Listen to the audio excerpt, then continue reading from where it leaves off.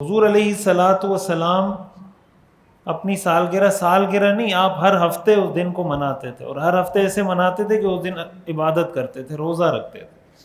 وہ سالگرہ نہیں تھا، وہ سمجھیں ہفتہ گرہ تھا۔ وہ ہر ہفتے آپ پیر کا روزہ رکھتے تھے۔ ہم لوگ مسلمان ہوتے ہیں، پارٹ ٹائم مسلمان ہیں ہم سارے۔ پارٹ ٹائم کا مطلب یہ کہ کچھ چیزوں میں اسلام پہ عمل کرتے ہیں، باقی اپنی مرضی سے چلاتے ہیں سب کچھ۔ تو کسی کو منع کرو کہ سالگرہ مت مناؤ بھائی، مسلمانوں کا طریقہ نہیں ہے، تو وہ کہتے ہیں اس سے کیا ہوتا ہے؟ اس طرح تو آپ بہت کچھ کرتے ہیں، کچھ بھی نہیں ہوتا۔ کرنے سے کیا ہوتا ہے؟ آپ سارے گناہ کرتے ہیں تو کیا ہو جائے؟ کچھ بھی نہیں ہوتا۔ کیا خیال ہے؟ جتنے گناہ ہیں، کوئی آدمی نماز نہیں پڑھے گا تو کیا ہو جائے؟ روزہ نہیں رکھے گا تو کیا ہو جائے گا؟ حج نہیں کرے گا تو کیا ہو جائے گا؟ تو آخرت میں پتہ چلے گا کیا ہوتا ہے کیا نہیں ہوتا، دنیا میں تھوڑی پتہ چلے گا۔ اللہ نے آخرت اسی لیے رکھی ہے کہ اللہ آخرت میں بتائے گا کہ کیا ہوتا ہے۔ قرآن میں اللہ نے فرمایا وَلَا تَحْسَبَنَّ اللَّهَ غَافِلًا، اللہ کو غافل مت سمجھو کہ اللہ کو کچھ پتہ نہیں ہے، اللہ سب نوٹ کر رہا ہے۔ إِنَّمَا يُؤَخِّرُهُمْ، اللہ مہلت دیتا ہے۔ وَأُمْلِي لَهُمْ، اللہ فرماتے ہیں میں ڈھیل دیتا ہوں۔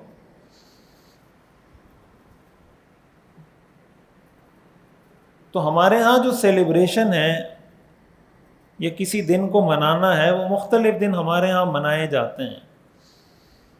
تو اسلام میں رسول اللہ صلی اللہ علیہ وسلم کی سنت سے جو عمل ثابت ہوتا ہے وہ یہ کہ اگر اللہ تعالیٰ نے آپ پہ کسی دن کوئی نعمت کی ہے، اس نعمت کے بدلے میں آپ اس دن روزہ رکھیں، کہ اللہ آپ روزہ رکھیں، صدقہ دیں، نماز پڑھیں، عبادت کریں، اس نیت سے کہ اللہ آپ نے مجھ پہ نعمت کی، میں آپ کے شکرانے کے طور پہ یہ عمل انجام دے رہا ہوں۔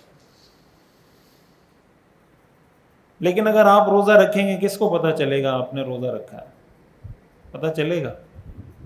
کسی کو پتہ نہیں چلے گا۔ پیر کا روزہ آپ نے رکھ لیا مثال کے طور پر، تو کسی کو پتہ چلے گا آپ عاشق رسول ہیں؟ کسی کو پتہ نہیں چلے گا۔ اور اگر آپ نعرے لگائیں گے تو ساری دنیا کو پتہ چل جائے گا کہ آپ عاشق رسول ہیں۔ فرق ہے نا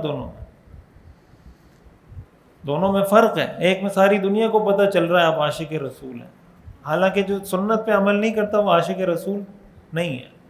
اور ایک میں کسی کو نہیں پتہ چل رہا، لیکن جو عمل ہے آپ کا وہ سنت کے مطابق ہے، یہ عشق رسول ہے۔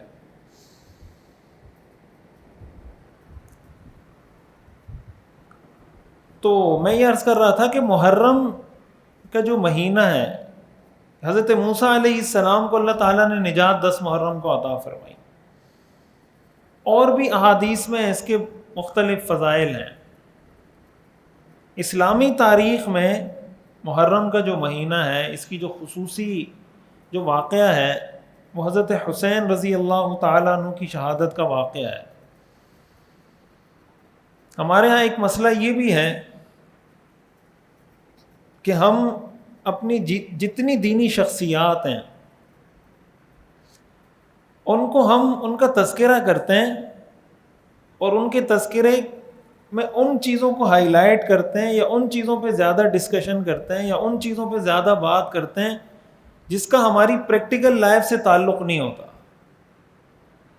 اور ان کی زندگی کے وہ حصے جس کا ہماری زندگی کے جس کو پریکٹیکل لائف کہا جاتا ہے، جو اس سے متعلق ہے، اس کو ہم ڈسکس نہیں کرتے۔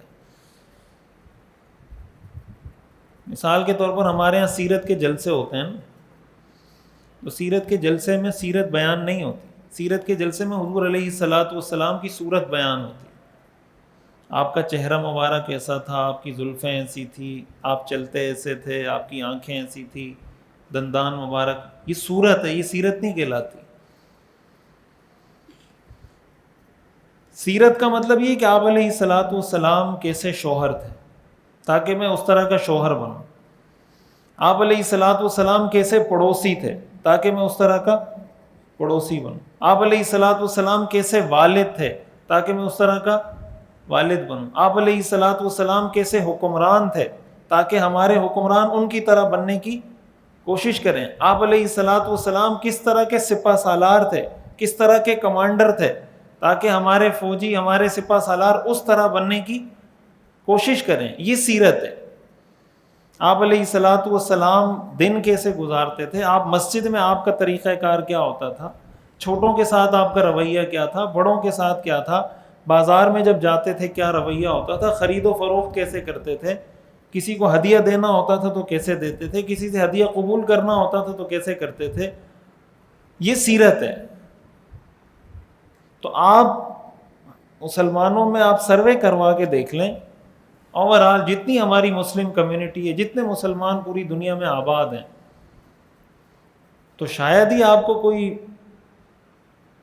بہت کم، ظاہر ملیں گے لیکن بہت کم ایسے لوگ ملیں گے کہ جس نے یہ شادی سے پہلے یہ عزم کیا ہو کہ میں شادی کر رہا ہوں. قرآن میں ہم پڑھتے ہیں نا، لقد کان لکم فی رسول اللہ اسوۃ حسنہ، تمہارے لیے رسول اللہ اسوہ حسنہ ہے، رول ماڈل ہے. رول ماڈل کا کیا مطلب ہے؟ رول ماڈل کا مطلب یہ جب آپ کی شادی ہونے لگے تو آپ یہ فیصلہ کریں کہ میں ایسا شوہر بننے کی کوشش کروں گا جیسے شوہر اللہ کے رسول تھے. آپ کسی کے پڑوس میں رہ رہے ہیں تو آپ یہ نیت کریں کہ میں ایسا پڑوسی بنوں گا. حضور بھی کسی کے پڑوسی تھے نا، حضور کا بھی کوئی پڑوسی تھا، آپ بھی کسی کے پڑوسی تھے. تو میں ایسا پڑوسی بنوں گا اور یہ پڑھوں گا، سیکھوں گا کہ حضور اپنے پڑوسیوں کا کیسے خیال رکھتے تھے، یا پڑوسیوں کے بارے میں آپ کی تعلیمات کیا ہیں، میں اس طرح کا پڑوسی بنوں گا. تو ہم میں سے کسی کو پتہ ہے حضور علیہ الصلوۃ والسلام کیسے پڑوسی تھے؟ کوئی واقعات کچھ ہمیں پتہ ہے کہ ہم اس کو فالو کرنے کی کوشش کریں؟ اسی طرح زندگی کا ایک ایک حصہ، خرید و فروخت آپ کیسے کرتے تھے، کاروباری معاملات کیسے کرتے تھے.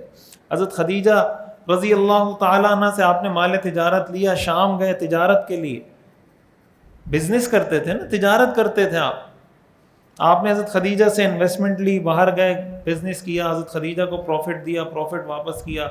کیا تھا پورا پروسیجر، کیا تھا، کیسے کاروبار کرتے تھے آپ؟ سیرت النبی صلی اللہ علیہ وسلم کا مکمل اور جامع اور کمپریہنسو کورس دیکھیے ہر اتوار کی رات 10 بجے پاکستانی وقت کے مطابق ہمارے آفیشیل یوٹیوب چینل مفتی رشید آفیشیل پر. اس کورس میں انشاءاللہ آپ اپنے پیغمبر صلی اللہ علیہ وسلم کی مکمل زندگی کے بارے میں جان سکیں گے. خود بھی جڑیں، اپنی فیملی کو، بچوں کو، دوستوں کو بھی جوڑیے.